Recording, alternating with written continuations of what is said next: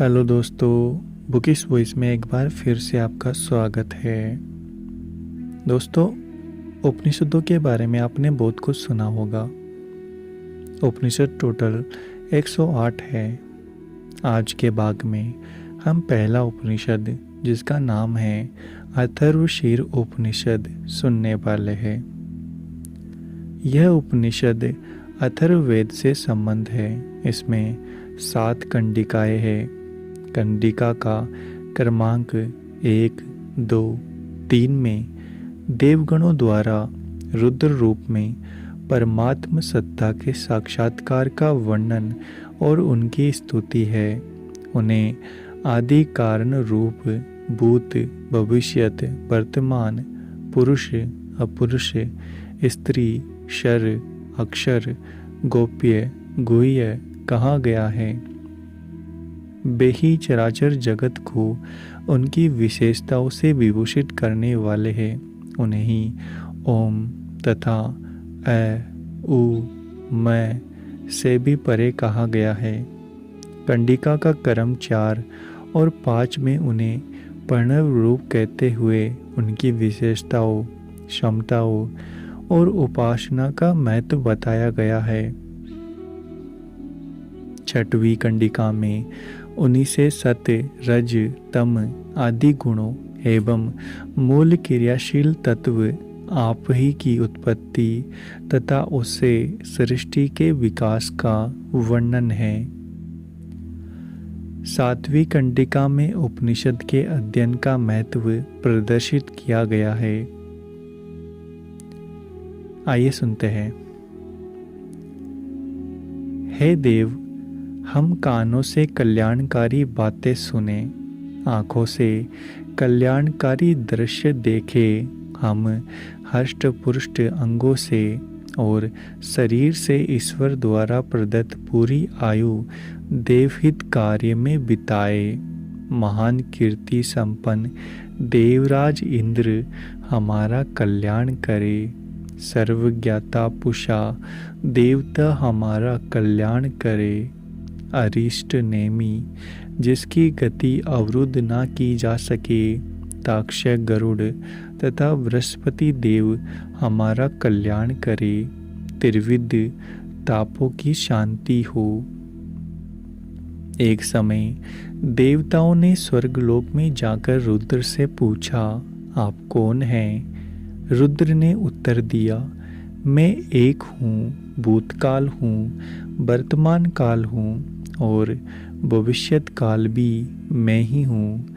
मेरे अतिरिक्त और कुछ भी नहीं, जो अनंतर के भी अंतर में विद्यमान है, जो समस्त दिशाओं में सन्निविष्ट है, वह मैं ही हूँ। मैं ही नित्य और अनित्य, व्यक्त और अव्यक्त, ब्रह्म और अब्रह्म हूँ।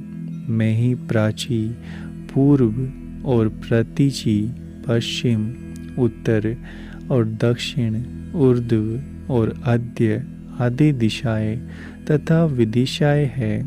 पुमान, पुरुष, अपुमान, अपुरुष और स्त्री भी मैं ही हूँ। मैं ही गायत्री, सावित्री और सरस्वती हूँ। त्रिष्टुव, जगती और अनुष्टुप आदि छंद भी मैं ही हूँ। मैं ग्रहपत्य, दक्षिणाग्नि और आहवनीय अग्नि हूँ। मैं सत्य, गौ, गौरी, ज्येष्ठ, श्रेष्ठ और वरिष्ठ हूँ। आप और तेजस्वी मैं ही हूँ। ऋग्वेद, यजुर्वेद, सामवेद और अथर्ववेद भी मैं ही हूँ। अक्षर, शर, गोप्य, छिपाने योग्य और गुह्य, छिपाया हुआ भी मैं ही हूँ। अरण्य, पुष्कर, पवित्र मैं हूँ। अग्नि, मध्य, बाह्य, पुरस्ताद आदि 10 दिशाओं में अवस्थित और अनवस्थित ज्योति रूप शक्ति मुझे ही मानना चाहिए। सब कुछ मुझे ही व्याप्त जानना चाहिए। इस प्रकार जो मुझे जानता है वह समस्त देवों और अंगों सहित समस्त वेदों को जानता है। मैं गौ के गोत्व से, ब्राह्मणों को ब्राह्मणत्व से, हवि को अविष्य से, आयु को आयुष्य से, सत्य को सत्यता से, धर्म को धर्म तत्व से तृप्त करता हूँ। यह सुनकर देवगणों ने रुद्र को देखा और उनका ध्यान करने लगे। तत्पश्चात भुजाएं उठाई और इस प्रकार स्तुति की, हे भगवान रुद्र, आप ब्रह्मा स्वरूप है, आपको नमन है। हे भगवान रुद्र, आप विष्णु स्वरूप है, आपको नमस्कार है। हे भगवान रुद्र, आप स्कंद रूप है, आपको नमन है। आप इंद्र स्वरूप, अग्नि स्वरूप, वायु स्वरूप और सूर्य स्वरूप है, आपको नमन है।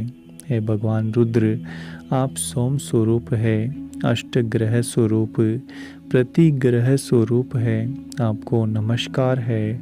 आप भू स्वरूप, बुभ स्वरूप, स्वस्वरूप और मह स्वरूप है, आपको नमन है।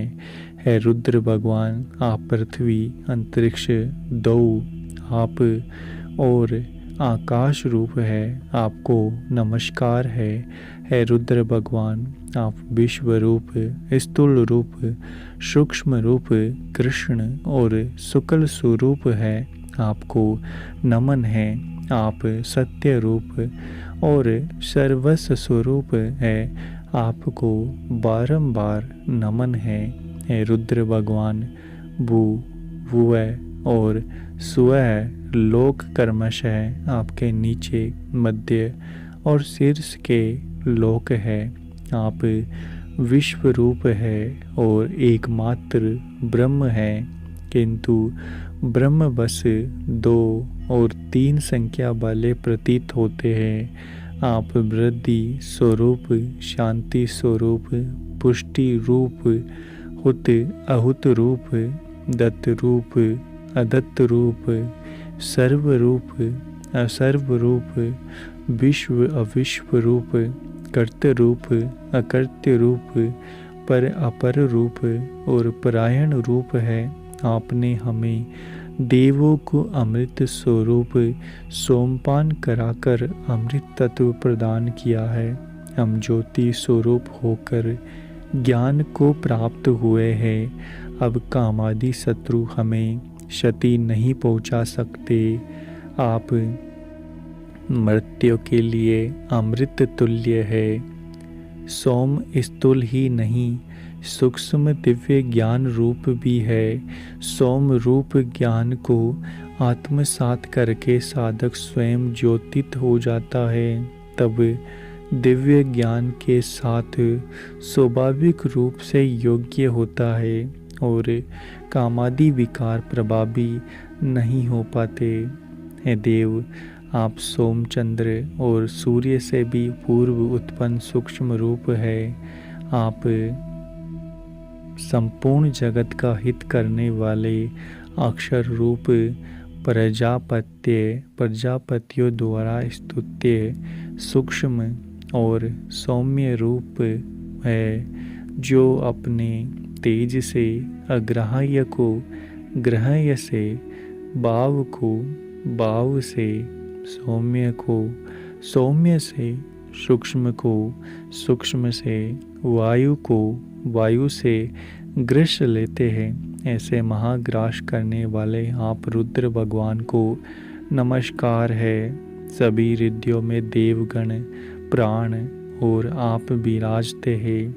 मनुष्य के अंतस में जीवन ऊर्जा रूप प्राणों, दिव्य संवेदना रूप देवगणों तथा आत्म चेतन रूप में परमात्मा का आवास ऋषि अनुभव करते हैं। उन्हें उनसे संबंधित अनुशासन के माध्यम से सक्रिय एवं फलित किया जा सकता है। हृदय में विराजते हुए वह आप तीनों मात्राओं ए उ मैं से परे है। हृदय के उत्तर में उसका सिर है, दक्षिण में पाद्य है। जो उत्तर में विराजमान है वही ओंकार है। ओंकार को ही प्रणव कहते हैं और प्रणव ही सर्वव्यापी है। वह सर्वव्यापी प्रणव ही अनंत है। जो अनंत है वही तारक स्वरूप है। जो तारक है वही सूक्ष्म स्वरूप है। जो सूक्ष्म स्वरूप है वही शुक्ल है। जो शुक्ल प्रकाशित है वही विद्युत है। जो विद्युत है वही परब्रह्म है। जो परब्रह्म है वही एक रूप है। जो एक रूप है वही रुद्र है। जो रुद्र है वही ईशान रूप है। जो ईशान है वही भगवान महेश्वर है। ऋषि यहाँ स्वजीव चेतना, ईश नियामक चेतना तथा महेश्वर परमात्म चेतना तीनों को एक रूपता का आवास करवा रहे हैं। ओंकार किस कारण से कहा जाता है? यह इसलिए कहा जाता है कि ओंकार उच्चारित करने में श्वास प्राणों को ऊपर से की ओर खींचना पड़ता है। प्रणव इसलिए कहा जाता है कि उसका उपयोग उच्चारण ऋक, यजु, साम, अथर्वा, रस और ब्राह्मणों को प्रणाम करने के लिए किया जाता है। इसलिए इसका नाम प्रणव ऐसा हुआ है। इसे सर्वव्यापी क्यों कहा जाता है? इसलिए कि जिस प्रकार तिल में तेल विद्यमान है उसी प्रकार यह अव्यक्त रूप से संपूर्ण सृष्टि में व्याप्त है। इसी प्रकार सर्वव्यापी ऐसा इसलिए कहा जाता है। इसका नाम अनंत इसलिए है कि इस शब्द का उच्चारण करते हुए ऊपर, नीचे और तिरछे कहीं भी इसका अंत प्रतीत नहीं होता। तारक नाम इसलिए दिया गया है। यह गर्भ, जन्म, व्याधि, वृद्धावस्था और मरण से युक्त संसार के डर से तारने वाला है। इसका नाम शुक्ल इसलिए है कि यह स्वप्रकाशित है, अन्यों के लिए प्रकाशक है। इसे सूक्ष्म इस कारण कहा जाता है कि इसका उच्चारण करने पर यह सूक्ष्म स्वरूप होकर स्थावर आदि सभी शरीरों में अधिष्ठित होता है। इसे विद्युत कहने का कारण यह है कि इसका उच्चारण करने से घोर अंधकार की स्थिति में भी समग्र काया विशेष रूप से द्युतिमान हो जाती है। परवर्म कहने का कारण यह है कि वह पर, अपर और परायण इन तीनों वृहत को वृहत्या के व्यापक बनाता है। इसे ब्रह्म को इसलिए कहा जाता है कि यह समस्त प्राणों को भक्षण करके अज स्वरूप होकर उत्पत्ति और संहार करता है। समस्त तीर्थों में वह एक ही तत्व विद्यमान है। अनेक लोग पूर्व, पश्चिम, उत्तर, दक्षिण के विभिन्न तीर्थों में परिभ्रमण करते हैं। वहाँ भी उनकी सद्गति का कारण वह एक ही तत्व है। समस्त प्राणियों में एक रूप में निवास करने के कारण उस तत्व को एक कहते हैं। रुद्र ही तत्व है।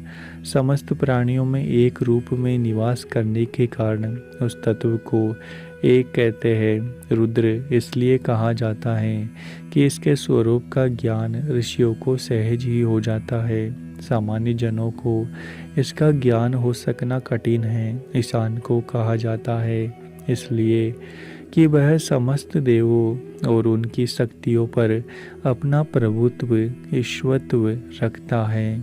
सो हे रुद्र, आप सूर्य की हम उसी प्रकार स्तुति करते हैं जिस प्रकार दुग्ध प्राप्त करने के लिए गौ को प्रसन्न किया जाता है। हे रुद्र, आप ही इंद्र रूप होकर इस स्थावर जंगम संगम के ईश और दिव्य दृष्टि संपन्न हैं। इस कारण आपको ईशान नाम से संबोधित किया जाता है। आपको भगवान और दिव्य दृष्टि संपन्न हैं, इस प्रकार आपको ईशान नाम से संबोधित किया जाता है। आपको भगवान महेश्वर क्यों कहते हैं? इसलिए कि जो भक्तजन ज्ञान पाने के लिए आपका भजन करते हैं, आप उन पर कृपा वर्षण करते हैं, वाक्य शक्ति का प्रादुर्भाव करते हैं, साथ ही समस्त भावों का परित्याग करके आत्मज्ञान और योग के ऐश्वर्य से अपनी महिमा स्थित रहते हैं। इसलिए आपको महेश्वर कहा जाता है। इस प्रकार इस रुद्र के चरित्र का वर्णन हुआ है। एक ही ऐसा देवता है जो समस्त दिशाओं में निवास करता है। सर्वप्रथम उसी का आविर्भाव हुआ, वही मध्य और अंत में स्थित है, वही उत्पन्न होता है और आगे भी उत्पन्न होगा। प्रत्येक में वही संव्याप्त है, अन्य कोई नहीं। केवल एक ही रुद्र को इस लोक का नियमन कर रहा है। समस्त प्राणी उसी के अंदर निवास करते हैं। अंततः सबका उसी में विलय भी होता है। विश्व का उद्भव और संरक्षण करता भी वही है जो समस्त जीवों में संव्याप्त हो रहा है, और समस्त प्राणी जिसमें संव्याप्त हो रहे हैं, उससे ईशान देव के ध्यान से मनुष्य को परम शांति का लाभ मिल सकता है। समस्त प्रपंचों के हेतु भूत अज्ञान का परित्याग करके संचित कर्मों को बुद्धि के द्वारा रुद्र में अर्पित करके परमात्मा का एकत्व प्राप्त होता है, जो शाश्वत और पुराण पुरुष अपनी सामर्थ्य से अन्न आदि प्रदान करके प्राणियों को मृत्युनाश से मुक्त करता है। वही आत्मज्ञान प्रदान करने वाला ओम चतुर्थ मात्रा से शांति प्रदाता और बंधन मुक्ति प्रदाता है। उन रुद्रदेव की प्रथम मात्रा ब्रह्मा की है, जो लाल वर्ण की है। उसके नियमित ध्यान से ब्रह्म पद प्राप्त होता है। दूसरी मात्रा विष्णु की है, जो कृष्ण वर्ण की है, जो लाल वर्ण की है। उसके नियमित ध्यान से ब्रह्म पद प्राप्त होता है। दूसरी मात्रा विष्णु की है, जो कृष्ण वर्ण की है। उसके नियमित ध्यान से विष्णु पद की प्राप्ति होती है। तृतीय मात्रा ईशान की है, जिसका वर्ण पीला है। उसका ध्यान करने से ईशान पद की प्राप्ति होती है। जो अर्ध चतुर्थ मात्रा है, वह समस्त देवों के रूप में अव्यक्त होकर आकाश में विचरण करती है। वह शुद्ध स्फटिक मणि के वर्ण की है, जिसके ध्यान से मुक्ति प्राप्त होती है। मनुष्यों का कहना है कि इस अर्ध मात्रा की उपासना से ही उचित है, क्योंकि इससे कर्मों के बंधन कट जाते हैं। इस उत्तरायण उत्तरी मार्ग से ही देव पितर और ऋषिगण गमन करते हैं। यही पर अपर और परायण मार्ग है। बाल के अग्रभाग के तुल्य सूक्ष्म रूप से हृदय में निवास करने वाले विश्व रूप देव रूप समस्त उत्पन्न हुए लोगों को जानने वाले श्रेष्ठ परमात्मा को जो ज्ञानी जन अपने अंदर देखते हैं, वे ही शांति प्राप्त करते हैं। अन्य किसी को वह शांति प्राप्त नहीं हो सकती। तृष्णा, क्रोध आदि हेतु समूह के मूल का परित्याग करके संचित कर्मों का बुद्धि पूर्वक रुद्र में स्थापन करने से रुद्र से एकत्व प्राप्त होता है। रुद्र ही शाश्वत तथा पुराण है। अरस्तु वे अपनी शक्ति और तप से सबके नियंत्रक है। अग्नि, वायु, जल, स्थल, भूमि और आकाश ये सभी भस्म रूप है। भगवान पशुपति बंधन से बंधे प्राणियों के स्वामी की भस्म का जिसके अंग में स्पर्श नहीं हुआ, वह भी भस्म के समान ही है।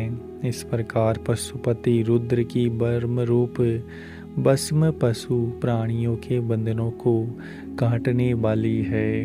पदार्थ अपने रूप में इसलिए रहता है कि उसमें कणों को जोड़े रहने वाली प्रवृत्ति सक्रिय होती है।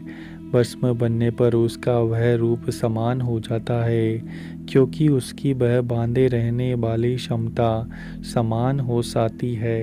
पशुपति के रूप में वही आदि सत्ता जीव को काया के साथ बांधे रखती है तथा ब्रह्म रूप में वही सत्ता बांधे रहने की प्रवृत्ति से मुक्त रहती है। इसलिए परब्रह्म को रूप गुण के बंधन से मुक्त भस्म रूप कहा गया है। जो रुद्र अग्नि और जल में निवास करते हैं वे ही औषधियों और वनस्पतियों में भी प्रविष्ट हो गए हैं, जिनके द्वारा यह समस्त विश्व उत्पन्न हुआ है। उन अग्नि रूप रुद्र को नमन है, जो रुद्र देव अग्नि औषधियों तथा वनस्पतियों में वास करते हैं और जिनके द्वारा विश्व और समस्त भुवनों का सृजन किया जाता है, उन्हें नमस्कार है। जो रुद्र देव जल वनस्पतियों और औषधियों में विराजमान हैं, जिनके द्वारा यह समस्त जगत धारण किया गया है। जो रुद्र द्विधा शिव और शक्ति तथा त्रिधा सत रज तम से इस पृथ्वी को संचालित करते हैं, जिनने नागों को अंतरिक्ष में प्रतिष्ठित कर रखा है, उन्हें नमन है। भगवान रुद्र की प्रणव रूप मुर्दा की उपासना करने वाले अथर्वा की उच्च स्थिति प्राप्त करते हैं। उपासना न करने वाले और मस्तक का रक्षक करते हैं। पृथ्वी आकाश अथवा स्वर्ग का संरक्षण करने में देवता स्वयं समर्थ नहीं है। सभी कुछ रुद्र भगवान में ही समाहित है। उनसे परे कुछ भी नहीं, उनमें कुछ भी नहीं था। उनसे पूर्व भूतकाल में और उनके आगे भविष्य काल में भी कुछ नहीं है। सहस्त्रपद और एक मस्तक वाले रुद्र समस्त भूतों में संव्याप्त है। रुद्र का संकल्प निर्धारण एक ही है, अस्तु उन्हें एक सिर वाला कहा गया है। उनकी गतिशीलता के हजारों पक्ष है, इसलिए उन्हें सहस्त्रपाद कहा गया है। अक्षर से काल की उत्पत्ति होती है और काल से वह व्यापक कहलाता है। व्यापक और शोभायमान रुद्र जब शयन करने लगते हैं तब समस्त प्रजा का संहार हो जाता है। जब भगवान रुद्र श्वास लेते हैं तो तम उत्पन्न हो जाता है। तम से आप है तत्व का प्रादुर्भाव होता है। उस आप है को रुद्र द्वारा अपनी उंगली द्वारा मथी जाने पर शिशिर आप तत्व का जमा हुआ गाढ़ा रूप उत्पन्न होता है। उस शिशिर के मथे जाने पर फेन उत्पन्न होता है। फेन से अंडा और अंडे से ब्रह्मा का प्रादुर्भाव होता है। तत्पश्चात ब्रह्मा से वायु और वायु से ओंकार, ओंकार से सावित्री प्रकट होती है। सावित्री से गायत्री और गायत्री से लोकों का उद्भव होता है। जब वे रुद्र तप करते हैं तब सत्य रूपी मतु शरीत होता है, जो शाश्वत होता है। यह परम तत्व है। आप ज्योति रस अमृत ब्रह्म भुव और स्वयं रूप परम ब्रह्म को नमस्कार है। इस कंडिका में आप का अर्थ जल करना उचित नहीं है। वेद्य में भी आपको सृष्टि का मूल क्रियाशील तत्व कहा गया है। आपकी उसी अवधारणा से मंत्र का भाव स्पष्ट होता है। इसी प्रकार शिशिर का अर्थ ऋतु विशेष यहाँ उचित नहीं है। शिशिर का अर्थ जमा हुआ भी होता है। इसी भाव से मंत्रार्थ स्पष्ट होता है। गाढ़े आप तत्व को मथने से फेन अर्थात फूला हुआ पदार्थ पैदा होता है। वेद और विज्ञान दोनों इस तथ्य से सहमत है कि प्रारंभिक मूल पदार्थ का घनत्व अत्यधिक था। उसे फुलाकर हल्का करने पर ही वह सृष्टि के योग्य बना। ब्रह्मांड फेन रूप ही है। उसी प्रकार अखंड का अर्थ अंडा नहीं, ब्रह्मांड ही उचित है। प्रत्येक ब्रह्मांड के अंतर्गत सृजनशील ब्रह्मा का विकास होता है, तब दृश्य सृष्टि बनती है। वायु से ओंकार की उत्पत्ति भी विवेक संबंध है। ओंकार एक ध्वनि विशेष है। ध्वनि की उत्पत्ति वायु से ही होती है। इसी क्रम से ऋषि ने सृष्टि के विकास के चरण स्पष्ट किए हैं। जो ब्राह्मण इस अथर्वशीर उपनिषद का अध्ययन करता है वह श्रोत्रिय न हो तो भी श्रोत्रिय हो जाता है। अनुपवित व्यक्ति उपवित संपन्न हो जाता है। वह अग्नि के समान, वायु के समान, अग्नि के समान, सोम के समान और सूर्य के समान, सत्य के समान पवित्र हो जाता है। वह समस्त देवों का ज्ञाता, समस्त वेदों का अध्येता और समस्त तीर्थों का स्नातक हो जाता है। वह समस्त योगों के पुण्य का फल तथा 60,000 गायत्री मंत्र जप के फल का प्राप्त करता है। उसे इतिहास और प्राणों के अध्ययन का एक लक्ष्य, रुद्र के जप का और 10,000 प्रणव के जप का प्रतिफल प्राप्त होता है। उसका दर्शन पाकर लोग पवित्र हो जाते हैं। वह अपने पूर्व की 7 पीढ़ियों का उद्धार कर देता है। भगवान ने कहा है कि अथर्वशीर के एक बार के जप से साधक पवित्र होकर कल्याण कर्म का अधिकारी बन जाता है। दूसरी बार जप करने से गाणपत्य पद प्राप्त करता है तथा तृतीय बार जप करने से वह सत्य रूप ओंकार में प्रविष्ट हो जाता है। यह सत्य रूप ओंकार ही त्रिकाल सत्य है। इस प्रकार अथर्वशीर उपनिषद यही समाप्त होता है। उम्मीद है आपको हमारा ये प्रयास अच्छा लग रहा होगा। अगर ऐसा है तो चैनल को सब्सक्राइब करें, वीडियो को लाइक और शेयर करना ना भूलें। मिलते हैं आपसे अगले एपिसोड में।